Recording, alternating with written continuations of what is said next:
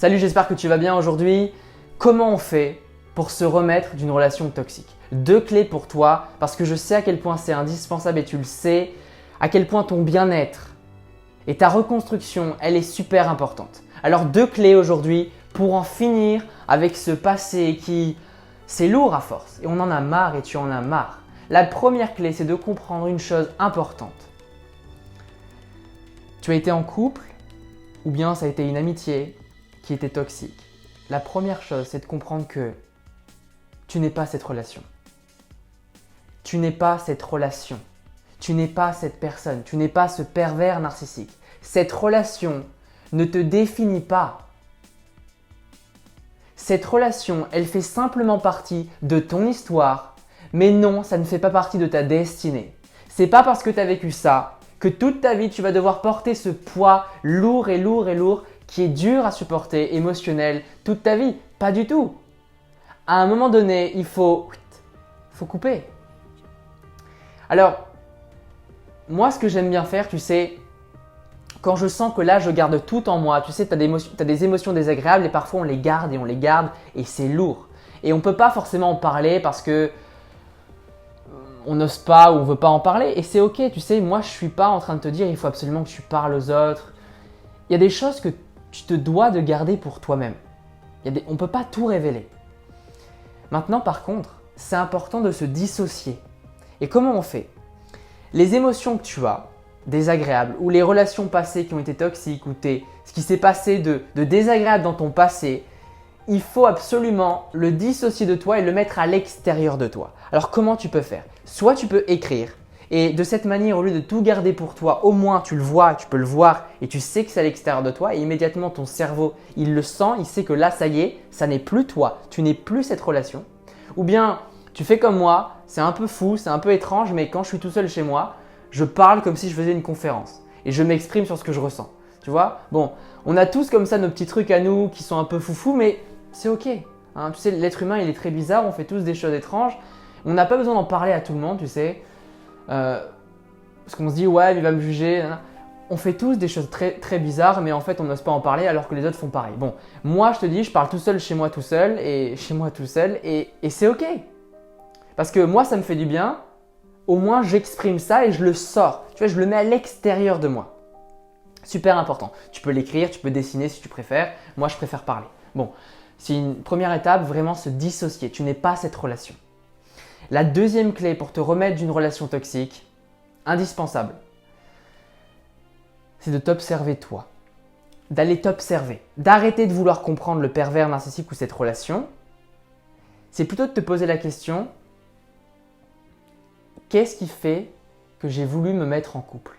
Ou qu'est-ce qui fait que j'ai voulu me mettre dans cette relation amicale? Non pas avec cette personne, mais c'était quoi l'intention de départ à te mettre en couple, par exemple? Et très souvent, tu vas te rendre compte qu'au final, ce n'était pas au début fondé sur de l'amour, mais c'était plus fondé sur une faille que tu as. Il y a des gens souvent qui vont se mettre en couple parce qu'elles ont peur de la solitude ou parce qu'elles ont vraiment un besoin d'amour, un manque d'affection, un besoin de sécurité. Et au final, du coup, leur relation, elle est fondée sur une blessure, sur une faille. Et l'intention de départ, elle n'est pas bonne. Et donc forcément, sur la durée, ça ne marche pas et tu vas t'attirer des personnes toxiques. Donc, observe-toi et pose-toi la question, ok, quelle était l'intention quand j'ai voulu me mettre en couple ou quand j'ai voulu démarrer cette amitié, pourquoi? Et si tu es vraiment honnête avec toi-même, encore une fois, ce n'est pas le but de te fouetter toi-même et de te dire je suis nul. Non, c'est simplement de t'observer pour aller voir quelles sont les failles qui existent. Parce que si tu as rencontré une personne toxique, comme moi je l'ai été, et j'ai rencontré cette personne, il y avait des failles en moi. Il y avait un manque de confiance ou peut-être une blessure d'abandon, de rejet, peu importe, mais il y avait une faille. Et le pervers narcissique, tu sais, une image que j'aime bien, là c'est toi, ok? Et imaginons, je prends une faille que tu peux avoir au hasard. Il y en a plein, peut-être que celle-là ne va pas te correspondre, mais c'est un exemple. Bon, imagine que ta faille, tu as un manque de confiance, ok? Donc tu es là et ta confiance, elle est là. Donc tu vois que là, entre ta confiance et toi, il y a un espace. Donc la balance n'est pas équilibrée. Bon, le pervers narcissique, l'individu toxique, qu'est-ce qu'il va faire? Il sent cet espace-là. Il sent qu'il y a cette faille et il va venir se caler ici.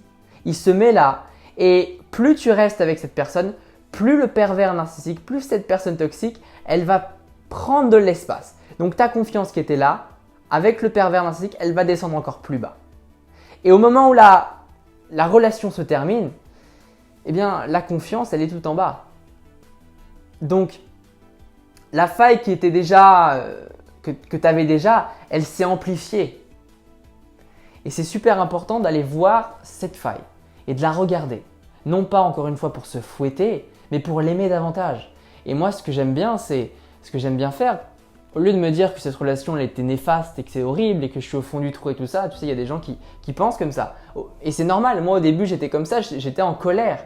Je me disais, il n'y a pas de cadeau à ça. Où est-ce qu'il y a une opportunité dans le fait d'avoir rencontré cette personne? Au début, on pense comme ça. On ne voit pas d'opportunité. On voit que ce qui ne va pas. Mais au fond, quand on comprend qu'il y a une opportunité et qu'on va la voir à un moment donné, notre perception des choses, elle change complètement. Et moi, au lieu de me dire « Oh, c'est horrible ce que j'ai vécu », je remercie cette relation parce que grâce à ça, j'ai pu voir moi mes failles. J'ai pu voir qu'est-ce qui n'allait pas vraiment chez moi, mais tout en étant dans la bienveillance et dans le respect de moi-même pour aller voir, ok, et surtout comment faire pour évoluer. Je sens que là, cette faille-là, elle est en moi, manque de confiance. Qu'est-ce que je peux faire pour l'évoluer, pour aller l'évoluer, pour la faire, pour l'améliorer, pour remplir ce vide, pour combler ce manque. Et très souvent, quand tu es dans une relation toxique et que cette personne-là, elle arrive à toucher, tu sais, elle arrive à toucher ces petits points sensibles en toi et qui te crée le mal-être, il suffit d'une phrase, d'un petit pic, et immédiatement tu ressens le mal-être. En vérité, ces points que l'autre a vus chez toi, ce sont des points que tu n'as pas acceptés et aimés. Ce sont des traits de personnalité que tu as, que tu n'as pas assez aimé et que tu n'as pas assez appris à apprécier et à aimer. Et donc c'est super important de t'aimer tel que tu es. Tu as une faille, tu t'aimes. Tu l'aimes cette faille. Tu l'aimes parce que si tu la rejettes, plus tu es dans la résistance, plus ça amplifie la résistance et plus tu vas t'attirer encore plus de failles et plus ça va… c'est la catastrophe. Comprends vraiment ça. Vois quelle est ta faille. Quand une personne te fait une critique par exemple, imagine que là ça crée du mal-être. Au lieu de te dire « Oh mince, j'ai pas envie de ressentir ça, c'est horrible », regarde là, prends conscience, ok, qu'est-ce que c'est là? Là dans cette situation, je ressens quoi? Ok, peur du rejet, tac.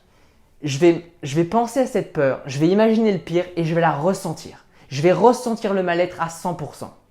Et après, je vais l'apprécier. Je vais commencer à l'aimer. Et je vais voir à quel point cette faille-là, je peux apprendre à l'aimer, à l'apprivoiser et immédiatement, tu transformes ça et t'avances. T'avances.